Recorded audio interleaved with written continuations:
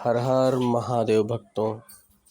महाशिव पुराण अध्याय 6। शौनक जी कहते हैं, महाप्राज्ञ व्यास शिष्य सूत जी, आपको नमन है। आप धन्य हैं, शिव भक्तों में श्रेष्ठ हैं, आपके महान गुण वर्णनीय हैं। अब आप कल्याणमय शिव पुराण के श्रवण विधि बताइए, जिससे सभी श्रोताओं को उत्तम फल की प्राप्ति हो सके।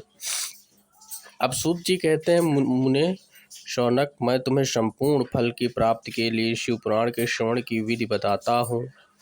पहले किसी ज्योतिषी को बुलाकर के दान मान से संतुष्ट करके अपने सहयोगी लोगों के साथ बैठकर बिना किसी विघ्न बाधा के कथा के समाप्त होने के उद्देश्य से शुद्ध मुहूर्त का अनुसंधान कराएं और प्रयत्न पूर्वक देश में स्थान स्थान पर यह संदेश पहुँचाएं कि हमारे यहाँ शिव महापुराण की कथा होने वाली है। अपने कल्याण की इच्छा रखने वाले लोगों को कथा सुनने के लिए अवश्य यहाँ पधारना चाहिए। कुछ लोग भगवान श्री हरि की कथा से बहुत दूर हो चुके हैं। कितने ही स्त्री शूद्र आदि भगवान शंकर के कथा कीर्तन से वंचित रहते हैं।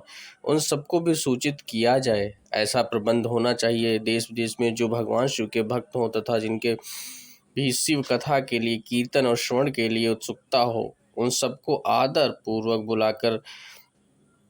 बुलाना चाहिए और आए हुए लोगों का सब प्रकार से आदर सत्कार करना चाहिए। शिव मंदिर में, तीर्थ में, वन प्रांत में अथवा घर में शिव पुराण की कथा सुनने के लिए उत्तम स्थान का निर्माण करना चाहिए। केले के खंभों से सुशोभित एक ऊंचा कथा मंडप तैयार कराएं। उसे सब और फल फूल आज से तथा सुंदर चंदोमय से अलंकृत करें और चारों ओर ध्वजा पताका लगाकर तरह तरह के सामानों से सजाकर सुंदर शोभा संपन्न बना दें। भगवान शिव के प्रति हर प्रकार से उत्तम भक्ति करनी चाहिए। वहीं सब तरह से अन्नाद का विधान करने वाले परमात्मा भगवान शंकर के लिए दिव्य आसन का निर्माण करना चाहिए तथा कथावाचक के लिए भी एक ऐसा दिव्य आसन बनाना चाहिए जो उनके लिए सुखद हो सके। मुने, नियम पूर्वक कथा सुनने वाले श्रोताओं के लिए भी यथा योग्य सुंदर स्थानों की व्यवस्था करनी चाहिए। अन्य लोगों के लिए साधारण स्थान ही रखना चाहिए, जिससे मुख से निकली हुई वाणी देहधारियों के लिए कामधेनु के समान अभिष्ट फल देने वाली होती है। उस पुराण वेदा विद्वान वक्ता के प्रति तुच्छ बुद्धि कभी नहीं करनी चाहिए, तुच्छ बातें कभी नहीं करनी चाहिए। संसार में जन्म एवं गुणों के कारण बहुत से गुरु होते हैं, परंतु उन सब में पुराणों के ज्ञाता विद्वान ही परम गुरु माना जाता है।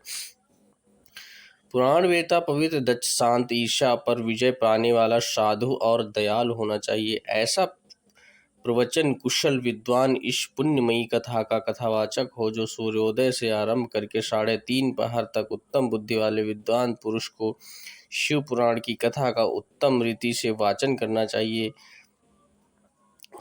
मध्यकाल में 2 घड़ी तक कथा को विराम देना चाहिए, जिससे कथा कीर्तन से अवकाश पाकर लोग मल मूत्र का त्याग कर सकें।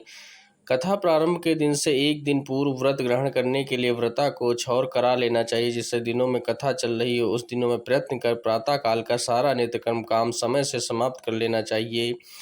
वक्त के समीप उसकी सहायता के लिए एक दूसरा वैसा ही विद्वान स्थापित करना चाहिए। वह विद्वान भी लोगों को समझाने में कुशल एवं सभी प्रकार से संयोग का निवृत्त करने में समर्थ हो। कथा में आने वाली विघ्नों को दूर करने के लिए भगवान गणेश का पूजन करें। कथा के स्वामी भगवान शिव जी की तथा विशेषता शिव पुराण की पुस्तक की भक्ति भाव से पूजन करें। तत्पश्चात उत्तम बुद्धि वाला श्रोता आदर पूर्वक तन मन से शुद्ध एवं प्रसन्नचित होकर शिव पुराण की कथा का श्रवण करे। जो वक्ता श्रोता अनेक प्रकार के कर्मों में भटक रहे हों, काम आच्छा विकारों से युक्त हों, स्त्री में आसक्ति रखते हों और पाखंड पूर्ण बातें कहते हों, वैसे वक्ता एवं श्रोता पुण्य के भागी नहीं होते हैं। जो लौकिक चिंता तथा धन, घर एवं पुत्र आदि की चिंता को छोड़कर कथा में मन लगाए रहते हैं, उन शुद्ध बुद्धि व्यक्तियों को उत्तम फल प्राप्त होता है। जो श्रोता श्रद्धा और भक्ति से युक्त होते हैं, दूसरे कर्मों में मन नहीं लगाते और मौन, पवित्र एवं उद्गे शून्य होते हैं, वे ही पुण्य के भागी होते हैं। हर हर महादेव। दोस्तों, अगर महाशिव पुराण का 6ठा अध्याय अच्छा लगे तो लाइक, कमेंट, शेयर जरूर कीजिए। धन्यवाद। जय भोलेनाथ।